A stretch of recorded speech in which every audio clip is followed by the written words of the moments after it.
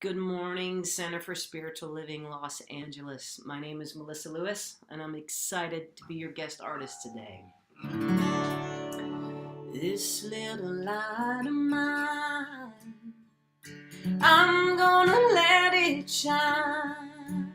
This little light of mine, I'm gonna let it shine. This little light of mine, I'm gonna let it shine, let it shine, let it shine, let it shine. Everywhere I go, I'm gonna let it shine, yeah, everywhere I go, I'm gonna let it shine. Everywhere I go, I'm gonna let it shine, let it shine, let it shine, let it shine. No more living in fear. We're gonna let our light shine. No more living in fear. We're gonna let our light shine. No more living in fear. We're gonna let our light shine. Let it shine. Let it shine. Let it shine. This little light of mine, I'm gonna let it shine. This little light of mine, I'm gonna let it shine. This little light of mine, I'm gonna let it shine. Let it shine, let it shine. Gonna let your light shine. Let it shine, let it shine, let it shine. Let your light shine.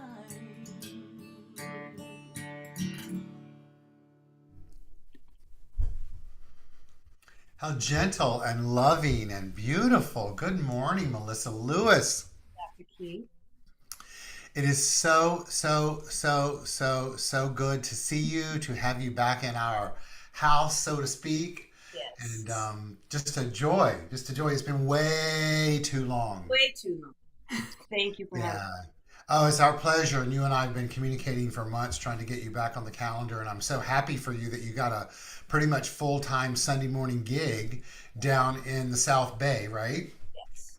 Yes, South Bay of Southern California, or a lot of South Bay kind of LA area. And that's just fantastic. But it's provided us missing you. And I miss you guys as well. So a long-time musician here with us. And you and I've known each other for seems like 100 years. Let's not add up the numbers. Let's not. No. I know you were telling me earlier in soundcheck how what age your children are now becoming, and it's been way before the children that we've Oh known my each gosh, other. I know. At least a good 10 years before then. Yeah, so 20 plus years. Plus Yes. plus.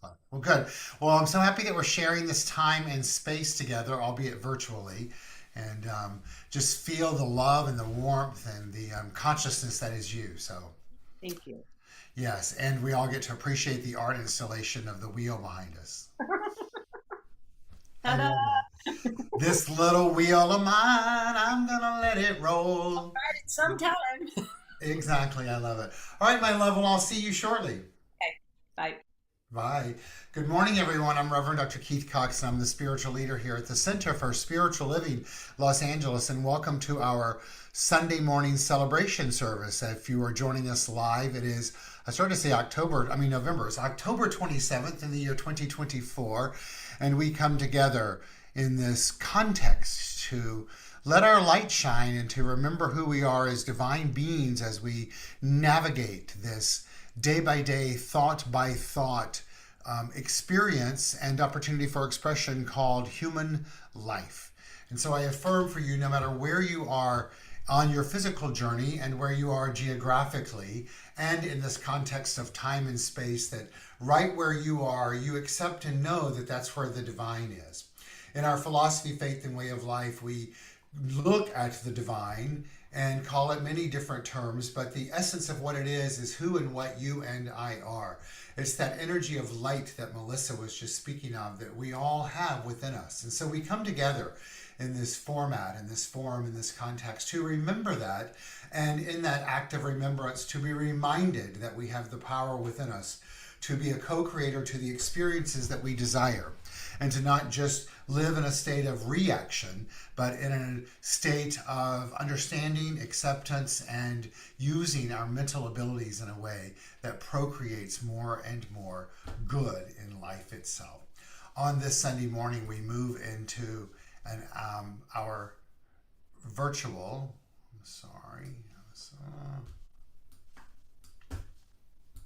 we move into our virtual slideshow. And so here we go. Let's just zoom through up an acting for a request that I don't want to give it at the moment. And so we are the Center for Spiritual Living Los Angeles. Our vision statement is supporting individuals finding their personal self-empowerment through a spiritual awakening. That is indeed what we come here to do, is to support each one of us in finding that sense of personal self-empowerment through a spiritual awakening. The way that we begin to do that is by honoring the act of namaste. You'll notice on the screen this beloved being of light with her hands in prayer position, or I should say their hands in prayer position, bending forward, acknowledging the light of the divine that exists within all of us. Namaste's literal meaning is I bow to thee, in its Sanskrit translation from Sanskrit to English. In its most modern incarnation, we look at it as the divine energy within me honors and acknowledges that within you. So I invite you, wherever you are, unless you're in a moving vehicle and are safe, to take your hands together in prayer position, place them on your heart, on your chest. Take a deep breath in, and as we exhale, say together, Namaste. I bow to thee. Raising back up and accepting ourselves to the ability to receive that. As a community, we welcome all races, all religions, all countries of origins, all sexual orientations, all genders, all abilities, for we stand with you and want you to know as a community that you are safe here with us. We honor that stamp of individuality that Spirit has placed upon itself and called it you. Therefore, we welcome one and we welcome all. We come together as the Center for Spiritual Living for acknowledging who you are and who we are. Who we are is a group of individuals that honors the power and the presence of the divine that is being fully expressed by means of each and every one of you. Our role and our intent in life is to make a difference. We do that through our thinking, through our thoughts, through our beliefs, through our actions, through our reactions, through our interactions, through our journey of finding personal self-empowerment through a spiritual awakening, and in so doing, honor life itself by being as attentive as we possibly can to our divine nature as we navigate our humanity, as I said before. We like to begin our service on Sunday mornings with a ritual. Yes, it's the same thing every week, hence the term ritual.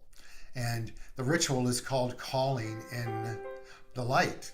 The light just got called in kind of a dramatic fashion with the music that began. But one of the important elements of a ritual is to feel the shift or whatever we may be feeling within us as we navigate that which we do on a weekly basis, and to also remember all the times that we've done it before and let that be a depth and well of consciousness for us to use and to lean into, as well as to hear it anew, calling in the light. Let's look at the screen and look at that orb of light as if we were lighting a candle and seeing the flicker of the flame being illuminated for the first time. And hear these words. Today we perform this ceremony to promote the universal consciousness of life, which acknowledges that all peoples and all faiths, all sentient beings come from the one great universal presence, which we call spirit. The purpose of this ritual is to draw into our gathering, individually and collectively this morning, a conscious awareness of our oneness and the qualities that we possess as complete expressions of the divine. They include, but are not limited to, peace, power, beauty, and joy, light, life, love, and wisdom. Just tuning into those qualities, and each time we've heard them, or if it's the first time, may we each feel the vibration shift, and as we feel the vibration shift during the experience, may we each become ever more aware of the light of life that exists in and as all expressions of life, which obviously and naturally, and something we hear again for the first time, includes you and it includes me. The great teacher, Dr. Ernest Holmes, one of the gifts that he gave us, in addition to the science of mind, was what he calls spiritual mind treatment. It's prayer that's done in an affirmative way. It's a declaration of that which we believe is true in mind, as mind, and our affirmation of it and declaration of it and acceptance of it calls it forth in form. A demonstration, a manifestation, an experience in life, your life, my life. We believe that two of the most important words, in addition to thank you, that we can use in life are I am. And tagging onto that which we place after those two words. Like I am peace, I am power, I am perfection, and I am wholeness. I would like to read this spiritual mind treatment and invite you to take it in for yourself. An affirmative prayer. I know there is a power for good which is responding to me, and when I say me, I mean each one of us, and bringing into my experience everything that is necessary to my unfoldment, to my happiness, to my peace, to my health, and to my success. I know there's a power for good that enables me to help others and to bless the whole world. So I say quietly to myself, there is one life. That life is God. That life is perfect. That life is my life now. It's flowing through me, circulating in me. I am one with its rhythm.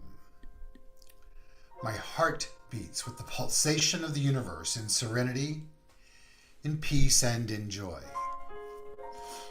My whole physical being is animated by the divine spirit, and if there is anything in me or it that does not belong, it's cast out. Because there's one perfect life in me now. And so it is. We shall complete this ritual by singing the song Calling in the Light together. Melissa shall come on the screen and take us through it. It's a call and response song. She'll let us know what part is the call and response, and those lyrics are on the screen.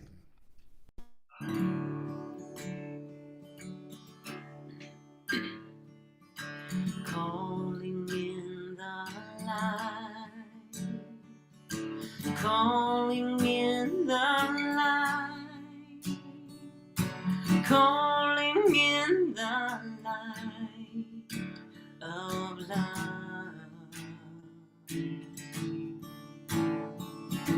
calling in the light, calling in the light, calling in the light of love. Here's the call and response. I am love, I am love, I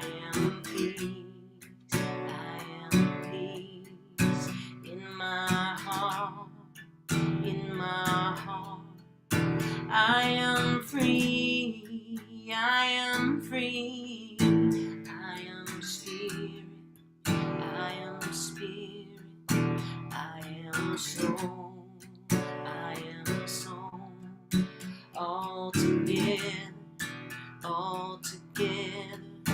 We are whole, we are whole. I am calling in the light. I am calling in the light. I am calling in the light of love. I am calling in the light. I am calling in the light. I am calling in the light of love. Yeah, I'm calling in the light of love. So it is, so it is, so it is. And so it is. And so it is. I'm sure you hear and so it is in a variety of different locations and locales, right? Oh yeah. Yeah. And so I'm sure the meaning is the same and yet the tenor is different, which is such a typical kind of nature of life, right? Mm-hmm. Absolutely. Yeah. Yeah. So it's good to see you with a guitar in your hand again. It's good to be here with a guitar in my hand. Yeah. Well, I know that you're about to sing one of my favorite songs that I always request year after year after year after year. And I'm so glad you do because it's one of my favorite too. Well, it's just so thought provoking, and I think it can relate to.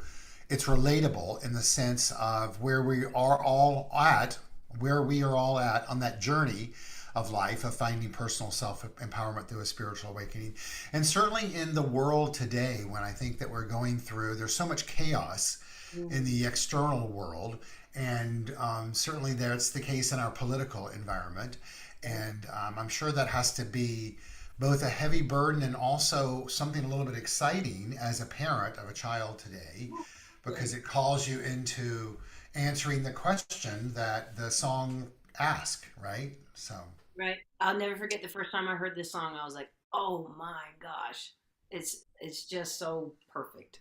I love it. great. Well, sing it, sing it, and sing it, my love. I will. This is one of those moments when all that really matters is crystal clear. We are woven together by whatever threads of life that have brought us here. We are stripped of all our layers. We are getting to the core. Tell me something real and nothing more. 'Cause I don't know why, and I don't know how. Well, I don't know where. Baby, all I know is now. So I'm here between the bookends of everything that was and what will be. Well, there's a wealth of information, not so many answers, it seems to me. So I face the unfamiliar, nothing is clear.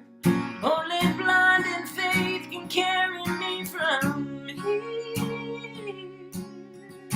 'Cause I don't know why, and I don't know how. Well, I don't know where. Baby, all I know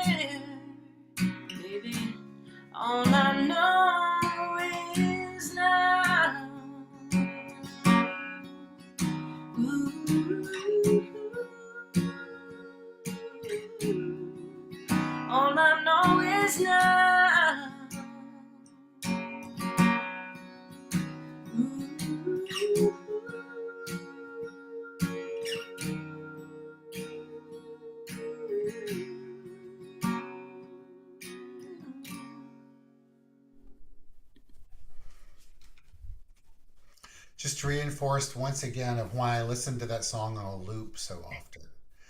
Because literally the all I know is now really is the truth of it all, right? Like it's so true. Like no matter how many nows we've all had, you singing that song, me hearing it on CD, it being played for our community, and other communities, it's still all we have is the now of the moment, right?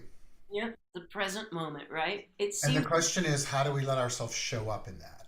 Yeah, yeah, yeah. I could just say keep singing it for the next 30 minutes, but No, but I want to hear you talk. I'm going to talk. All I'm right. going to talk. All right, my love. Thank you. Oh, I just love that song. Thank you, thank you, thank you. So, as Melissa was singing that song, it prompted me to, I don't know, I'm just going to riff today. That's what I'm going to do. I'm just going to riff with some guidance. And as I was listening to the question of I don't know how, I don't know why, it was about living in the uncertainty. Last night I saw this film that I encourage all of you to see called Conclave, which is a great film.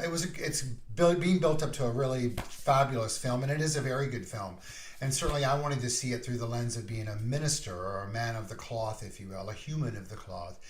And there was so much of it that I loved and adored and appreciated. But one of the things that I'm thinking of in this moment is in the homily that was given by the gentleman who was in charge, or the cardinal that was in charge of the conclave. And I don't think I'm going to share anything with you that will surprise you because you'll see it when you see it, but it's not giving anything away. Um, in opening the conclave, talked about he believed that what they were being called to do in that election process was to kind of reignite their commitment to Catholicism in the church, really. And but what he talked about was that what was required of each of them on this journey is to make a commitment to uncertainty, to live differently from what they thought was what they were called to, which is certainty, certainly based on scripture and doctrine, and yet to live in the uncertainty because it's in the uncertainty that the thing itself will rise up and make itself known to them. That is really what you and I are called to in this teaching, and it's also spoken to in what the lyrics of the song is that Melissa just sang to us and shared with us, in the sense that what we are being called to in regards to being uncertain about is how it's going to show up, why it's going to show up, what it feels like when it shows up. Not that it will show up, but being open to the myriad of manners in which it does as it expresses itself through you and I. And the reason that it's different and feels different is because we are on that journey of finding personal self-empowerment through a spiritual awakening. And my invitation to each of us is to open up to that being different. That's where the mystery and the magic and the excitement of being an awakened being is all about. It is that journey of finding personal self-empowerment through a spiritual awakening, with that spiritual awakening being different every single time. And not different just in the sense that we open to it being different, but having zero attachment to how that looks, feels, and shows up. This month we are closing out this month's theme, which has been Grace is Happening Through Me, and moving into the theme of gratitude. There have been times before where I've played with the Science of Mind wisdom cards to guide us into a message to hear, for that to be spoken through me today. And I'm going to do that again. I don't remember the last time I did it. I think it's been a while, but it could have been 4 weeks ago. I don't know. But what I do know is that I want it to be an example for us much like in the conversations that takes place with Dr. Keith, to be an example of what it's like to be in spontaneity in life and to be open to the uncertainty of what may show up as Spirit's expressing itself through us. I'm shuffling this as we speak. And to be open to what can need to be expressed for you and I to feel, hear, and experience something different as the divine, so that we can express it in a new way, understanding that the law of life is always working, so that which it is bringing forth through us is a necessity for us to tune in to that which is being called forth as an awakening. Truth. Wow. Like, do we all not think we know what spiritual truth is? God knows I think I have, and yet I am learning more and more and more and more, day by day, thought by thought, journey of life, what truth really is, which is still the same kind of as what it's always been before, but yet has a different feeling, a different tenor, a different, I have a different connection to it. Holmes says that in our ignorance of the truth, we've misused the highest power we possess. What that means to me in this moment is that, reflecting back on my journey in life, and I think it's true for all of us, is that I believe that the highest power I possessed was my own mental ability to use the power in a way to manifest the life that I desire. And on the journey of doing that, what I've come to realize is that the highest power, which really is the only power that there is, highest is just language to capture it in a way that we can clarify it and then attempt to qualify it and even potentially quantify it, is that it is that power that we have the ability to use to make manifest that which we desire. But it is so much more than that. It is certainly more transcendent than that.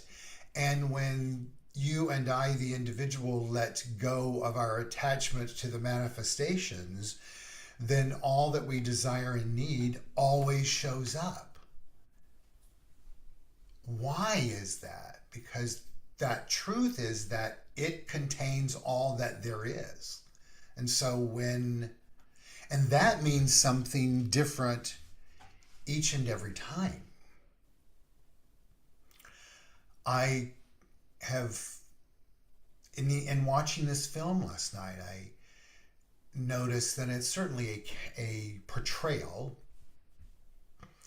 of those that have made a commitment to their spiritual journey and then choosing to live not necessarily a monastic life, but certainly a life where there's a lot of simplicity. And I look at that through the lens of having gone to monasteries on spiritual journeys and being in internal contradiction as to why was the need to live a simple, almost harsh life in physical form, and does that draw me closer to the divine? And the conclusion that I've come to is it doesn't necessarily do that. You know, an 8,000 thread count sheet at the Four Seasons can also provide that. But what I do now understand is that what it can provide are less things to be attached to.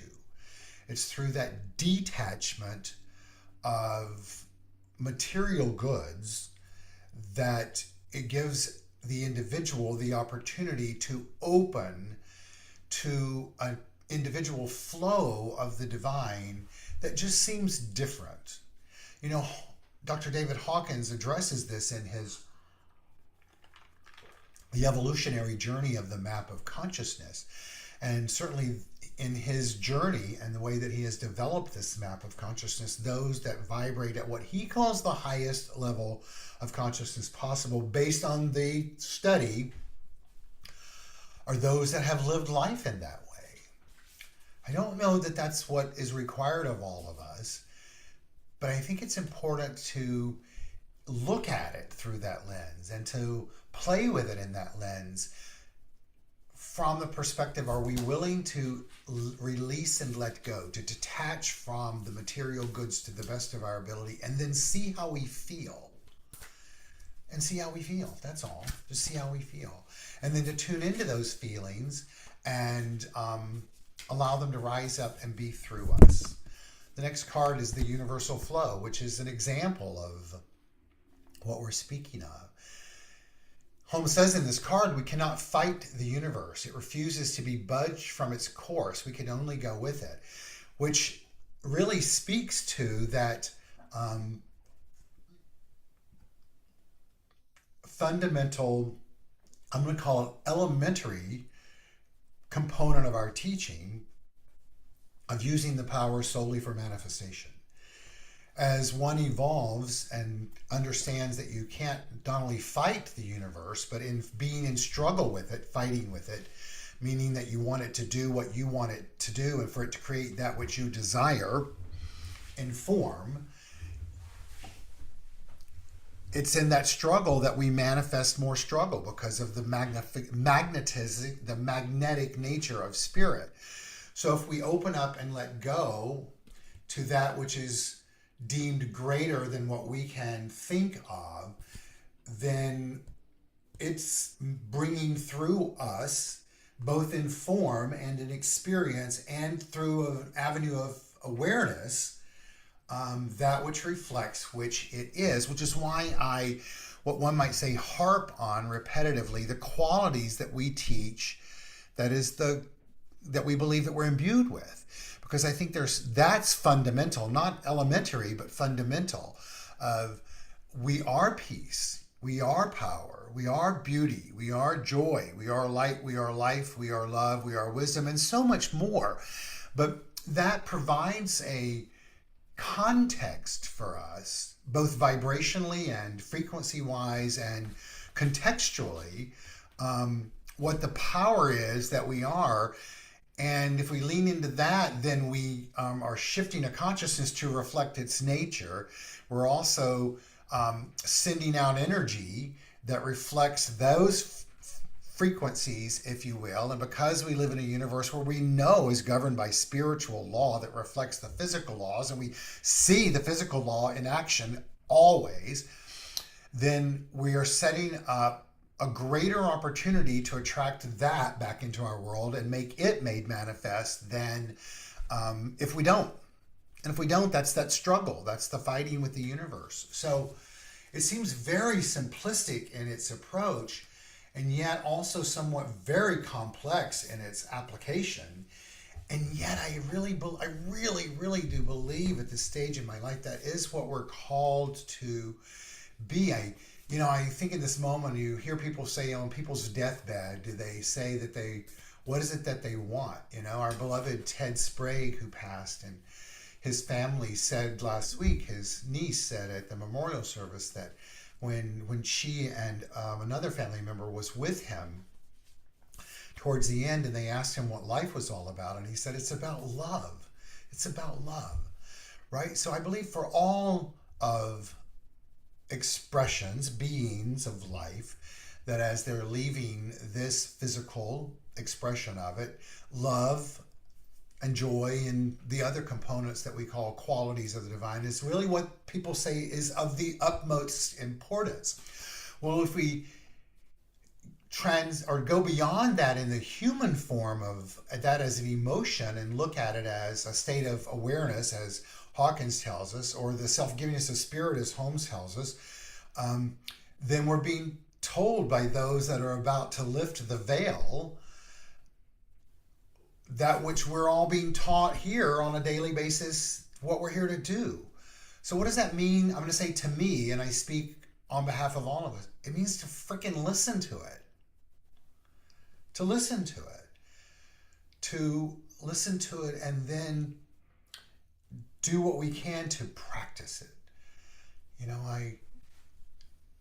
I speak of this, and once again, I'm kind of tuning in this stage of my life of we're taught in our teaching and related teachings that what's of the utmost importance is spiritual practice. 20th century approach to that was to sit on your butt, pray, kiss your hands together, and do spiritual mind treatment. Critically important, but not necessarily scheduled, right? It's also to do meditation. What does that mean? Does that mean chant the same 3 words every day? Maybe. But I believe it also means just to open up, to be in an avenue. But I believe spiritual practice means practicing your spiritual nature in the engagement of life itself. It means choosing to be peace when it's unpresent or inapparent at the moment. To choose to express joy when you're pissed off, right? It means to honor the light of life that exists. It means to let your light shine in moments when darkness is present. It means to not respond or react in situations where it appears you're being prompted to. Yesterday I was at lunch and I had a personal my personal political statement hat on. You can pretty much decide what it is. And this woman tapped me on the shoulder and said, "If I were wearing a hat of the other persuasion, would you hate me?" Those were her exact words. And I took a deep breath and I thought, I'm not answering that question in the way that it was presented. And I said to her, "I'm sure there's an answer you want me to give you, but I'd like for you to ask me that question again." And so she did. And she asked me the same question. And I said to her, my commitment in life is to not live with hate in my heart and to not express hate. So the answer to your question is no, I would not hate you for wearing that hat. And the person that was having lunch with me, who's also a metaphysical minister, was trying to kick me under the table in fear that I would say something different. And I could tell it through the woman because it wasn't the answer she desired. But I also knew that in that moment, it was important for me to not engage at the level that was being requested, but to choose love. To choose love. And then I chose not to get into the conversation that she wanted. But I did engage in a conversation. And I was able to convey my message. And we'll let it go at that. But I share that as an example to all of us because we're all often confronted on our journey of life with situations such as that. Maybe not those exact words or that exact scenario, but certainly situations where what's being presented to us, whether it's on a silver platter or a hat or a conversation or just a situation or scenario in life where we're being goaded to express something less than our divinity. And I believe spiritual practice is to stop and not allow ourselves to be goaded. And if we do bite, to forgive ourselves for it and to start anew. Should I stop shuffling? Sadie says yes. Ha! I love the way this works. I think of Cheryl Cromwell, who always like, I love how it works all the time when I do this. Because it's true. What it provides for us is, I think it's a reminder of grace, man. It's that energy that is within us that if we just follow our intuitive feelings of the card that we're pulling, I don't think it's some existential energy that's doing it, but it's showing me that when I'm allowing myself to be congruent with my divine energy, it responds. That is really kind of the essence of what we teach, and it shows up. Then we have the opportunity of whatever's being presented to interpret it however we desire. That's the component of the science of mind. That's the component of using our mind in a way that reflects the evolution of our own individual minds and the collective mind, and let it be a tool to guide us in expressing and choosing to express our divinity in our expression of our humanity. Really, okay, no judgment. It's probably going to say something different than we would think, right? So it says, all law must be subjective. The soil knows how to take a seed and make a plant from it. It does not know whether it's making a tomato or a potato. Now, my immediate response to this is, it doesn't know, but I know. And being someone who is allergic to nightshade vegetables, I know I can't eat a tomato. It would have a very, very, very, very bad effect. But I can eat a potato. So what does that mean in the context of this? What it means to me is I have wisdom imbued within me. One of the qualities of the divine. Peace, power, beauty, joy, light, life, love, and wisdom. When I choose to use my wisdom, my actions mentally and humanly can guide me into a way where the flow, the card, of the divine is there. It's always there. It's just, am I willing to dive into the cards and pull it? Am I willing to interpret this by using my mind? Am I willing to allow the wisdom within me to guide me? Now, to take it further, why can I eat one without the other? I've learned over the years because nightshades are fruits, not vegetables, meaning that these particular fruits have seeds. And I believe that is what distinguishes a fruit from a vegetable. And it's the seeds that cause the problem. Okay? Now, the universe doesn't know the difference between a nightshade vegetable and a fruit.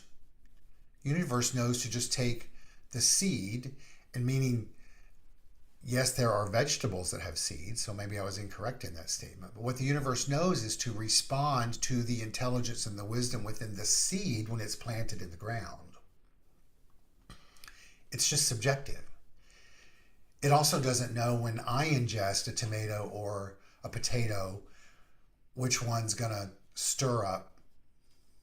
I started to say the word, the S word. But it just responds.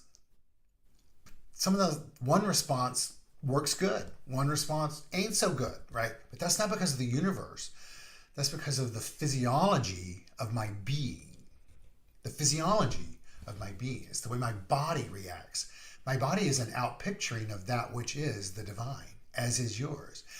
We can impact the way that our body works and responds and is, because it's ever evolving, its form, it's changing. But that which is behind it isn't changing. In other words, I'm just going to move on. How you guys doing out there? All right, let's go to another card. The universe is with you. All the power of the universe is with you. Feel it, know it, and then act as though it were true. This card is really telling us what I'm telling us, right? It's important for you and I on our journey of life to continually reconnect to the power itself and to know that it's there within us no matter what. To feel it, to know it, and then to act in accordance with that. Today I ask you, where in your life can you be this more? Where can you choose to feel it in a different way? Where can you choose to know it in a different way? And where in your life can you act in accordance as well?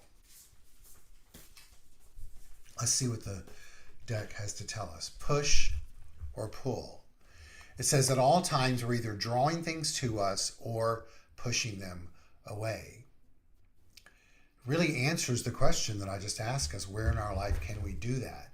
We know in our lives where we're pushing potentially our good away and we're drawing things in that may not necessarily be for our good. My examples that I'm sharing with us today is a reminder to us that to just be tuned in to how we're using life itself and to how we're using our mind, and to remember that our mind is the mind of the divine. We talk about spiritual mind treatment and we use it, and the first two steps of it is God is, I am. Yes, it's God as that existential, ethereal, not existential, but ethereal, all-inclusive, infinite energy. But it's also mind, uppercase M. And it's that M that you and I are, and it's how we use it that's critical if we want to continue to have these spiritual awakenings on our journey of finding personal self-empowerment. Okay, let's move to another card.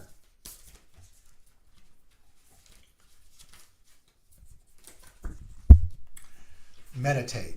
It's interesting how this card always comes up because I think it tells us how important meditation is. Not the only spiritual practice, but a spiritual practice. And we do it every Wednesday morning at 8:30, so come together and join us. The one who wishes scientifically to work out their problems must daily take the time to meditate and mentally treat the condition, no matter what the apparent contradictions may be.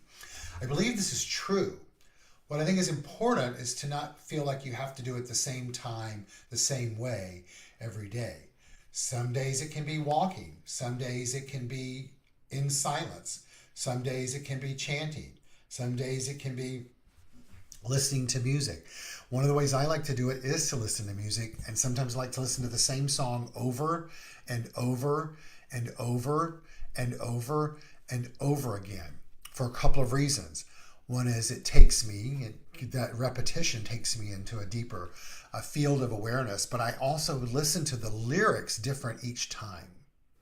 The song Melissa just sang is one of those songs. Because we hear those lyrics, they spark something within us, that intelligence and that intuition and that infiniteness that is within us, that is the mind that I was just speaking of. Okay, let's tune in to one more card.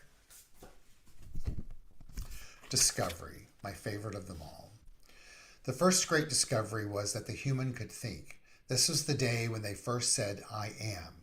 This marked their first day of personal attainment. I love this card because it takes me back to my first Sunday in a Church of Religious Science, and it was the thinking part of it that I tuned into so well and resonate with, and I'm sure that's the case for you. But I invite us all to go beyond the thinking and to also look at this journey as a discovery. What in your mind can you discover anew each day, and the day after that, and the day after that, and the day after that? It's what we're called here to be. Not just to do, but to be. Let's look at the discovery element of our mind, of life, of the thing itself, of what we know, what we don't know, what we're willing to open up to know, what we have the desire to experience, and that which we are willing to detach from. As the cardinal in conclave said, make a commitment to live in the uncertainty, while living the commitment to strengthen your faith, and then to strengthen your faith, to strengthen your faith in all that there is. The only thing there is, the power. Thank you. I hope this was good for you. It was certainly good for me. And it was lighthearted and easy, and that's what I wanted us to have today. And so I affirm for all of us, no matter where you are, something has been stirred within you, a seed has been planted, and growth is unfolding. Melissa's going to come back and sing another song for us. Thank you. Thank you, Dr. Keith. Think of your fellow man, lend him a helping hand, put a little love in your heart. You see it's getting late, oh please don't hesitate, put a little love in your heart, and the world will be a better place. Yeah, the world will be a better place for you and me. You just wait and see. Yeah, another day goes by and still the children cry. Put a little love in your heart. If you want the world to know we won't let hatred grow, put a little love in your heart, and the world will be a better place. Yeah, the world will be for you and me. You just wait and see. Yeah, put a little love in your heart. Put a little love in your heart. Take a good look around, and if you're looking down, put a little love in your heart. I hope when you decide kindness will be your guide, put a little love in your heart, and the world will be a better place. Yeah, the world will be a better place for you and me. You just wait and see. Yeah, put a little love in your heart. Put a little love in your heart. Put a little love in your heart. Put a little love in your heart.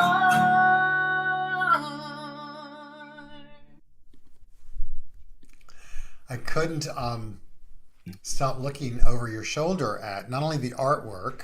What? The artwork of your children over your shoulder, but the word miracles. Yes. Yeah. Yeah. Right? My Just buddy and I were having a conversation. She's like, just put that word all around and just remember that there are miracles that happen every day. well, they are happening every day, and in the context of what I just talked about, remember in A Course in Miracles, a miracle is defined as a new perspective. Yeah, absolutely, right? So good, Look at good, you, good. so brave. Just picking cards and speaking from your heart. That's just brave. I love it. And I You say love it's brave. brave. And I love that your last card was like your most favorite card of the deck. I'm like, how come? Yeah. I think it's important to do that, both for all of us, because I think it shows us um, that it's really just as I began. It's important to live in that act of spontaneity in life and to trust. Our theme for the month has been grace, and the only way to really get intimate with grace is to allow it to be present. Absolutely. And I Right. think that's what that is, right? You know. So Thank you. just as you do every time you open your mouth and sing, or whether you're doing that on with a guitar or on a piano, or right? It's about not getting attached. I really do believe in life that, and this is where I'm at on my journey. It's about not being attached to how it's going to feel or look, right? Like if you give yourself um, the space, if you will, to let the divine unfettered do its thing through you, and trust that it's as we teach it, that it's going out there as a vibratory frequency, and if the intention behind it is based in all of that which is God, right, then it's going to go out and fertilize that which it needs to, and then returns back multiplied abundantly. I mean, that's the foundations of what we teach. Either that's true or it's not true, right? Right. Right. It's so funny because I've been so focused on just trust the timing of life. Like how many times Yeah. I look back and gone, oh man, I thought that was awful, but look, it all kind of fell into place for me, right? And it's just like, Well, it also could be awful in the moment, right? That doesn't mean that it's not awful. yeah, sure, there's awful. Yeah. There's stuff that's kind of working, and then it's like looking back, you can always see that's like, okay, there's a Well, I reason. was just having this conversation with a minister friend of mine that you and I were talking about earlier. It's about, I think in our teaching, we get caught up, and many metaphysical teachings, and certainly from the 20th century, that we're supposed to focus on good, good, good, good, good. But it's important to understand that when Holmes or many of those individuals reference good in that context, the G is uppercase. What that means is we're speaking of good as an entity, as an energy, as the God, as the divine, right? At the human level, sometimes it's going to be lowercase g and it's going to be bad. Like some things are just bad, it's just bad. The uppercase G never changes, but we can change the lowercase g or the lowercase b based on how we engage in the uppercase G. That's really so what does that mean? That means that life is always happening on two planes. One is the micro, the other is the macro, right? So it's about understanding all of that's happening at the same time. Yeah, awesome. I love you, Dr. Keith. I just love you. I love you too. So interesting. I just thought of my first teacher, Kennedy Schultz, and when I said that, because every Sunday morning, when he would finish he was, he was that old school where every word had to be prepared and everything. It was like it was very controlling. Right. And he would finish and he would lean into the podium and stick his finger up on his right hand like this and go and wave it at the congregation and go, and so ends the lesson. And we're done. Right? And what that meant was, and I'm done. or and you don't get to question me. That was the other part of what I meant. So anyway, I say question it, baby. All right, my love. So good to see you. Thank you for being here. I don't even think we have you on the calendar again, but we need to do that. So Okay, we'll do it. we do. I know you're going to be back with us in just a moment to take us out on Let There Be Peace on Earth. So I'll let you have a moment to turn around and prepare yourself for the piano. Thank you. Thank you all for being here today. It's a lovely, lovely, lovely day, and I know that it's lovely as you, wherever you are. You right now means the center and the circumference of the universe. And so a big thank you to Melissa, to each of you, to Robert Hensley, to Travis Smith, for us sharing in this time-space continuum today. And have a fantastic week. Our week unfolds with Monday morning. We have the newsletter goes out, new thought text for the day. I shared last Sunday that will be changing. It will, but it's not going to be changing right away. You'll probably have another few weeks before you see the way that's going to change. But be attentive to that. Also, just want to ask that you give out some affirmative prayers and good energy for many of our loved ones out there who may be experiencing any challenges in health today. Also want to remind you that on Wednesday morning, we have our midweek morning meditation. I'm just trying to figure out what my hair is doing at the moment. Midweek morning meditation. Come and check us out on that. Back online next Sunday, and then the following Sunday, we'll be back in person. So gratitude is the way of life. And voting early has begun. Make sure you get out and vote and do your part. And so thank you for being here today. I'm going to see when Melissa's ready. She's going to turn her camera back on, and we're going to close out with Let There Be Peace on Earth. If you're joining us on YouTube, we'll say goodbye to you after that. And if you're on Zoom, we can stay on and say just a very brief hello to each other. So, Melissa, take it away. Let there be peace on earth, and let it begin with me.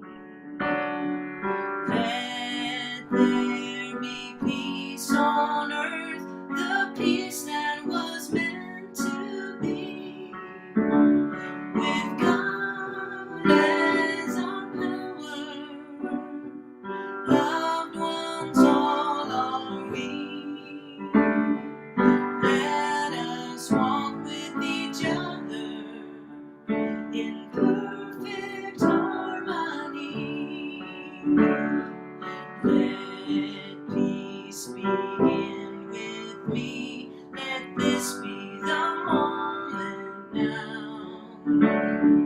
With every step I take, let this be my tongue vow. To take each moment and live each moment in peace eternally. Let there be peace on earth, and let it begin with me.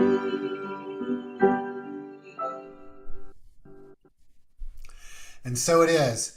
Make it a wonderful week by being the power and the presence of God, consciously, receptively, and intentionally. Have a great week. Thank you.